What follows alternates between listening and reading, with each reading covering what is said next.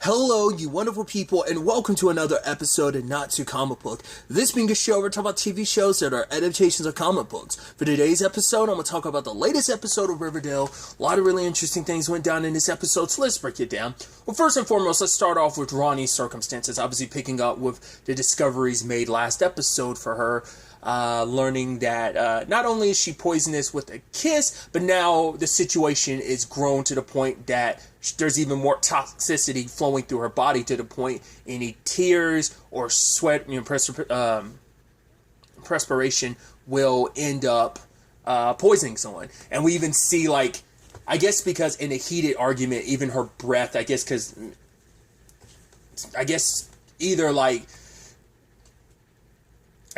still moisture even in your breath, so as she's speaking,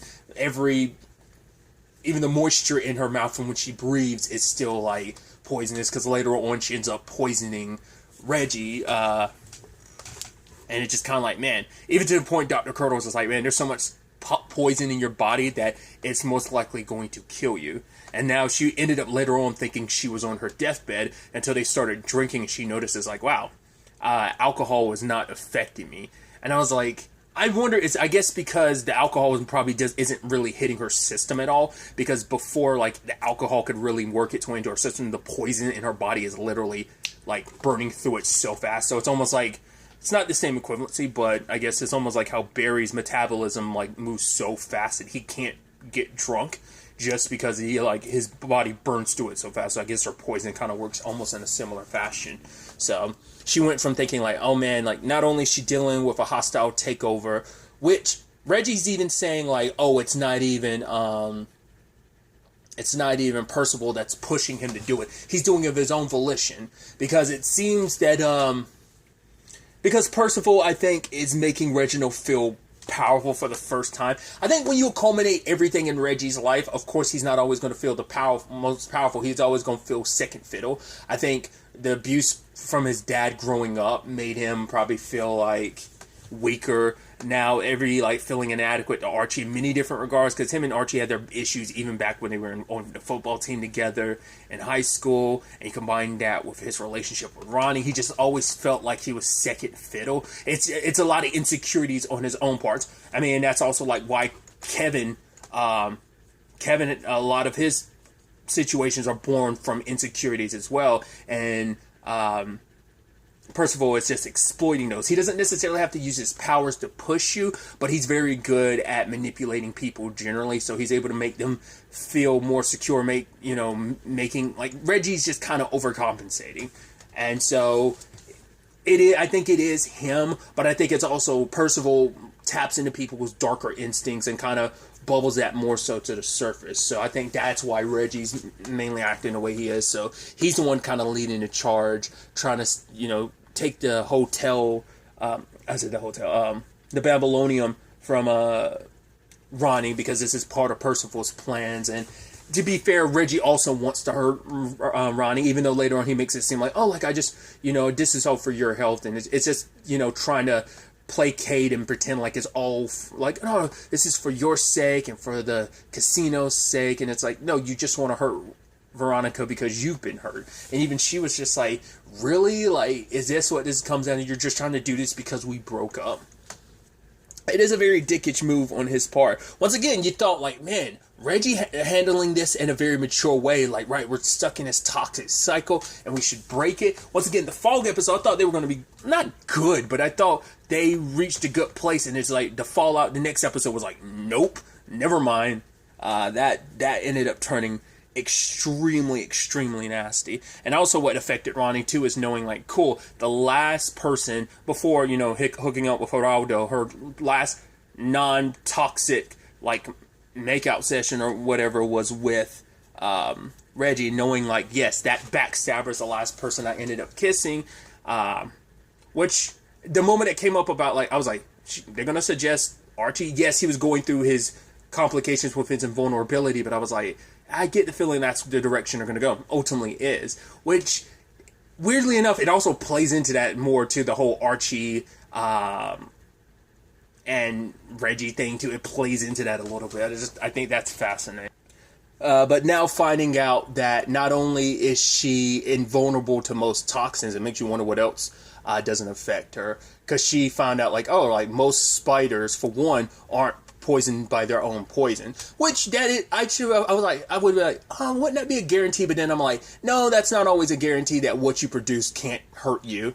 I mean, I guess it'd be like someone who can manipulate fire. Like, I feel like, I mean, I think ironically enough, even though Cheryl can summon fire and stuff like that, I don't think she's invulnerable to it. I think she could probably burn up from fire as well, just because her body runs so hot and stuff. But, you know, I mean, because that's also the thing, too. Like, eventually, like, if she didn't control her powers would have literally burned her up from the inside out. But I'm thinking of, like, Acid Dude from The Boys. That was in the facility where they were like keeping powered people. He spit like venom or like this acid, and the moment it threw up and landed on his own face, it burned him. He didn't have immunity to his own acid, so that's not even 100% a guarantee. But turns out, like I said, Veronica's immune to other poisons, and it isn't enough to kill her, and it also allows her to control it better. Granted, still no kissing anyone, and probably would have to probably avoid touching people directly, very Rogue-esque.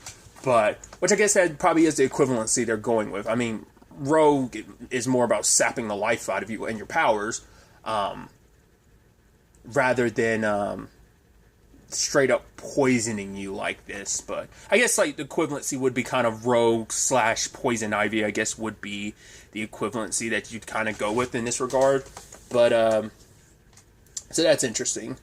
So, showing up not only the other shareholders, but also Reggie and Percival. Like, yo, I'm not going down without a fight. You want to go to war?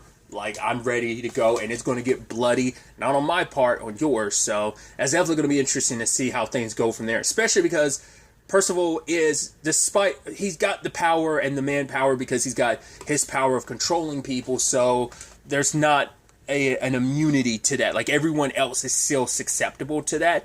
Archie was able to resist it. He hasn't quite come after the others necessarily, so we know he's gotten to Betty, so we don't know if he's gotten to anyone else that they're not aware of, just like Betty isn't aware of. So his power still makes him super overpowered, but at the same time it's like, well, you also, well, you know, very Kilgrave-esque, because it's like, yeah, Jessica and Luke still were susceptible to his power, so on the, you know, Marvel comparison. But I still feel like Jughead might be the secret weapon against him, but we'll have to, well, him and Tabitha are the secret weapons against him, but we'll see. I was like, right, that was kind of the whole point too, was that Jughead having his powers and always end up being, you know, dying is always kind of like the two possibilities where things worked out was because of that. So the reason why I was bringing that all up, because he is outnumbered. There are way more superpowered people than him. There's Archie, there's Betty, now there's Veronica, there's Cheryl, there's Jughead, and then there's Tabitha. So it's 6-1, but once again, when you have the power to control people's mind, he pretty much has the entire town at his beck and call against them, and they wouldn't want to hurt the people that they love and care about. So that's also a stipulation with all of this. Since I do have Doctor Strange on the mind, it is interesting to think that Cheryl, well, I guess Doctor Strange and Scarlet Witch on the mind, that it is interesting to know that Cheryl kind of fills that void. In fact, she is very Doctor Strange-esque in the regard that everyone has to come to her for help. You know, Veronica as well as Archie, which we'll get to. Well, let's go ahead and jump into Archie's situation since I'm already there. He still has to deal with a threat of Percival, who is willing to still threatening him with the palladium. It's like, right, I don't think your body nor your mind, your ego, could take another beat down from me. And I guess in my head, I guess I never really thought about it, even though it is the kryptonite comparison and that should have been super obvious. I guess it never really crossed my mind of like, I thought like, right, it took away his invulnerability. I didn't think about like the fact is of like, right, it isn't just invulnerability that takes away Superman and Supergirl's abilities with kryptonite. I mean, it doesn't just, you know, make them vulnerable. It severely like puts them in a weakened state that they can barely move. And I'm like, right, so that that's interesting in that regard.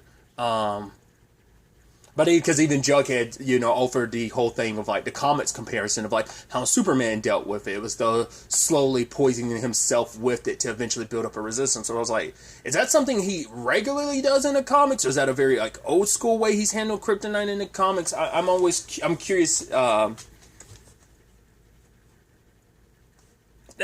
never really, I'm trying to think. I don't think that's ever really come up in any Superman stuff I've seen in, like, from Smallville till now. Like, I don't think that's ever really come up. I don't think. I mean, maybe that's also why, like, in Superman and Lois, he still has the strength on some occasions, like, even though getting struck by kryptonite, he's still able to, like, gather enough strength to, like, pull it from himself, because maybe it's not,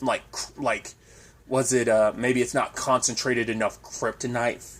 I mean, obviously, Lana had to pull out some in the most recent episode, so maybe, because that was also in his chest, too, so that was another thing as well. So it was closer to his heart, maybe. I don't know. But part of me wonders does Clark in that continuity of Superman and Lois, did he ever build up a resistance to kryptonite? It's never really come up before, but the fact is that it doesn't just, like, take him out, and he's able to kind of, at least has displayed that he can sometimes, tackle it on his own. But regardless, it was just an interesting thing that, like I said, for whatever reason, it just never clicked in my head. Like, oh yeah, like, to the point Archie is trying to gain a resistance to palladium. He's taking a piece and keeping it around, and he's doing a workout, a regular enough workout where it's like he was just hitting a punching bag and his hands got bloodied and bruised, and it started heavily taking its toll on him, that it started, like, legitimately making him sick. So Cheryl helps out and comes up with a concoction, basically makes a palladium soup that he's trying out, but it eventually starts, in kind of fitting with the theme of the episode, poison. Have they done that some before? I feel like they've done that on Riverdale, because they did. I'm assuming Britney Spears' Toxic is what I'm assuming that is. I'm trying to think, like, I think listening to the song, I'm like, I think I have heard parts of it. I don't think I've ever heard the entire song. I was like, oh, this might be one of the most I've ever heard of that song. I just never thought about it. But I was trying to think, like, have they ever done Poison on this? Like, covering Poison? I was like, that's interesting.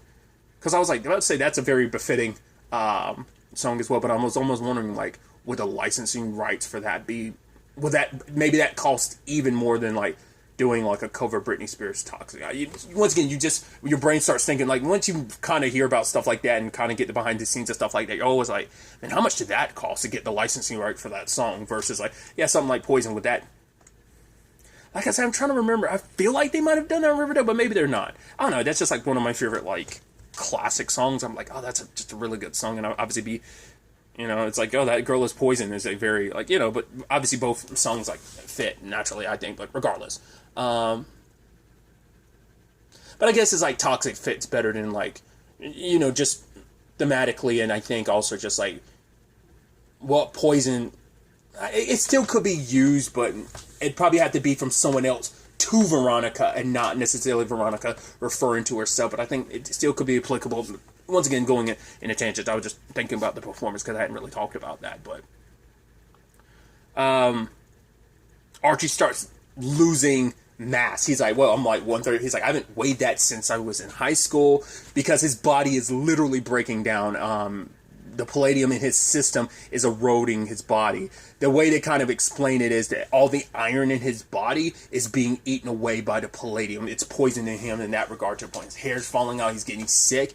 And so ultimately, Cheryl comes up with a means of helping him, but the problem is that it could potentially kill him. She's going to reforge him, because alchemy in the past, the whole thing was trying to turn lead into gold, and it's like, well, in this particular case, we are trying to turn gold into iron, because the palladium in your system right now, what is palladium if not white gold, right? So she uses a spell and the heat to forge him, which immediately it's like, right, she says the only downside is death, but I'm also like, I'd thrown it out there before. I was wondering, like, would Archie's circumstances eventually get to, because I definitely remember referencing Nathan from Haven, who could feel nothing except for Audrey. She's the only person that ever made him feel anything. So I was wondering whether or not that was going to eventually be an issue, that, oh, like, he's reforged again, now Palladium can't hurt him, and now he can face off against Percival if it ever comes down to it. Granted, if Percival, for whatever reason, is able to get inside your head, kind of makes you an unstoppable machine that could end up hurting everyone you care about, because no one else would be able to really stop you. Not unless Jughead's able to really get inside your head, but he can't get inside of people's head the way Percival can, but maybe he eventually can reach that point. So Archie's,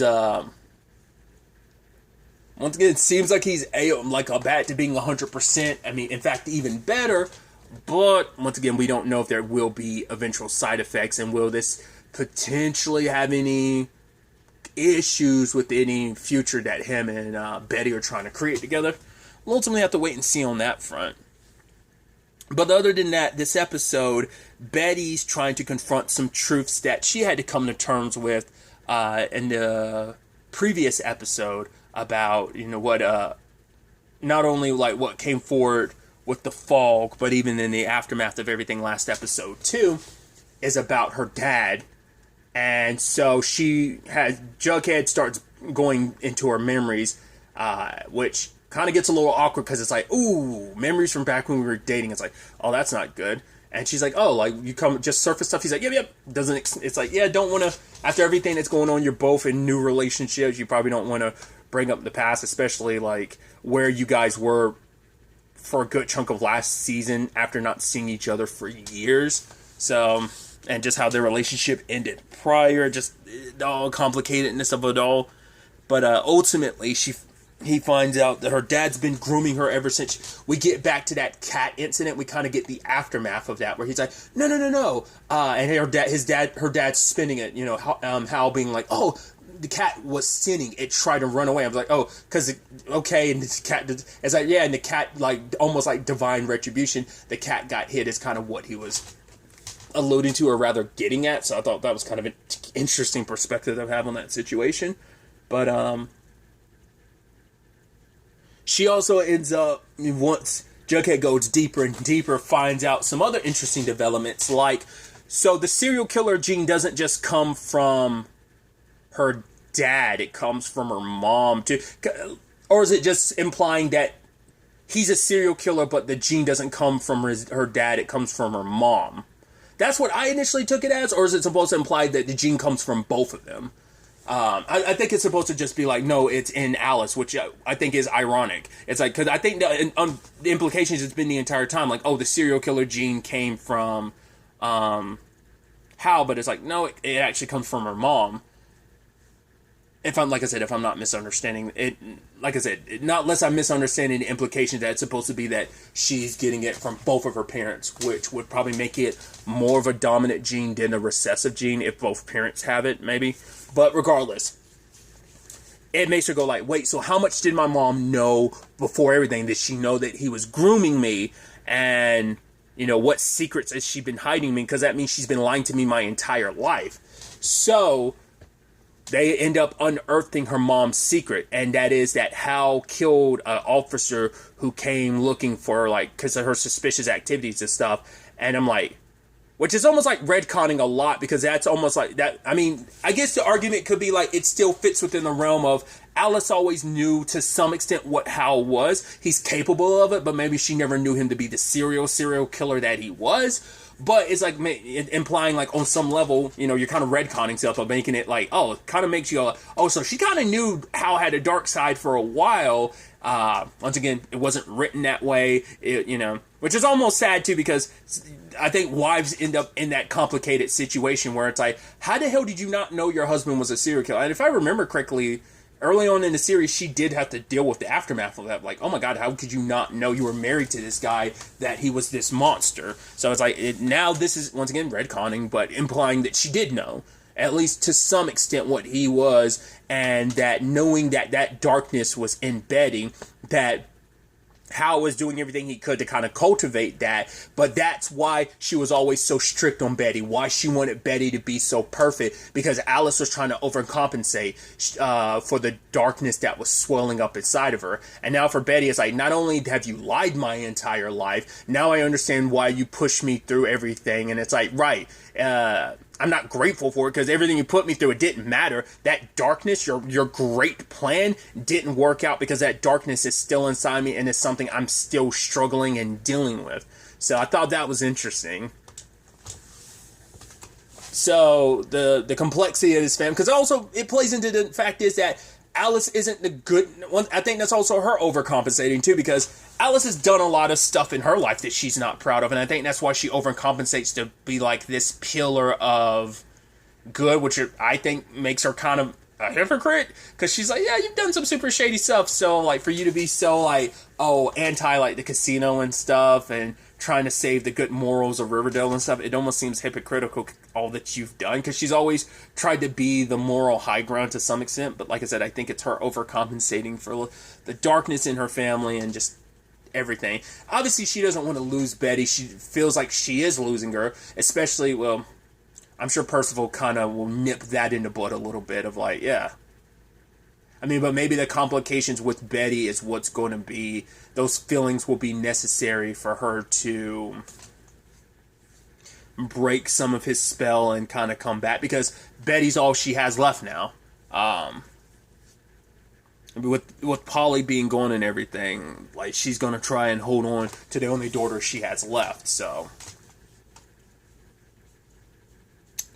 that's definitely going to be interesting to see where that route continues, and how Betty contends with that now, knowing this secret of like, yeah, your dad was grooming you for a good chunk of your life. Your mom kind of knew and tried to save you from it. She's like, yeah, it won't be until after the crisis that I'd be able to, start fixing it, or rather you, and the circumstances. So, and there's also the interesting development on the Jughead front, because now he was inside of Betty's head. Now all that stuff about their time together, like a lot of that's flashing in his head, but it's like, oh, that's kind of bad. I'm in a relationship with Tabitha. She's in a relationship with my best friend. And it's like, that's going to muddy the waters and complicate things. Might even be something Percival was able to use against him.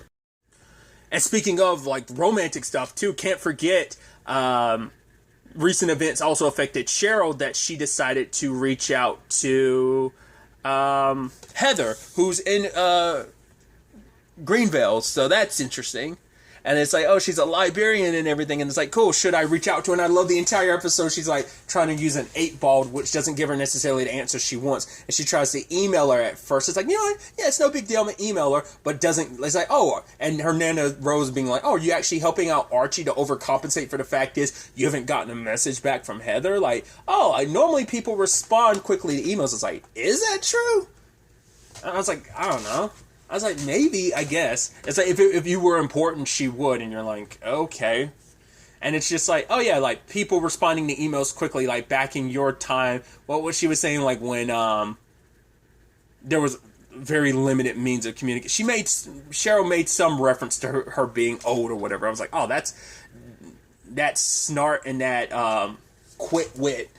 But she also thinks about, like, no, let me call her, and she does, but can't say anything and immediately hangs up, which I'm like, oh, that's so adorable. Because it's just, because Cheryl is always so sure of herself, which, maybe that's just, that's kind of overcompensating for some deeper stuff, but it's like, yeah, like, for her to, like, kind of be so, like, worried and scared in that regard, it's kind of a cute element to that character.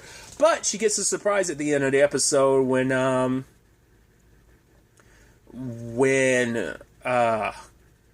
Heather shows up, which I think I just read an art, or not read. Once again, yes, I know, I'm that person. At least when it comes to entertainment stuff, I try not to read too much into articles sometimes. But I did come across some stuff saying about, I believe the actress's name is Caroline Day, who's playing, because I'd seen something earlier saying that she was going to become a series regular, and I was like, and I think that's her playing Heather, if I'm not mistaken. So what that brings to the story is definitely going to be interesting. It's also nice knowing, like, oh, because Cheryl's kind of been, I think, I mean, doesn't like she needs a companion, but I think it is nice, especially when it's like what Heather means to her and the complications of her past with like where her and Heather stood in the past and they haven't been able to contact each other in all these years. So like, I think this story is very important to Cheryl, and I'm curious to see how things kind of develop on that front, what kind of effect Heather's appearance will have on Cheryl, but also maybe the overarching story. We'll have to wait and see, but regardless, I'm interested to ultimately see where all of this ends up taking us going forward into the next episode. But really, that's all I'm going to talk about. Until the next time we meet, be happy, be safe, live life to the fullest, and enjoy it. Good day, and goodbye.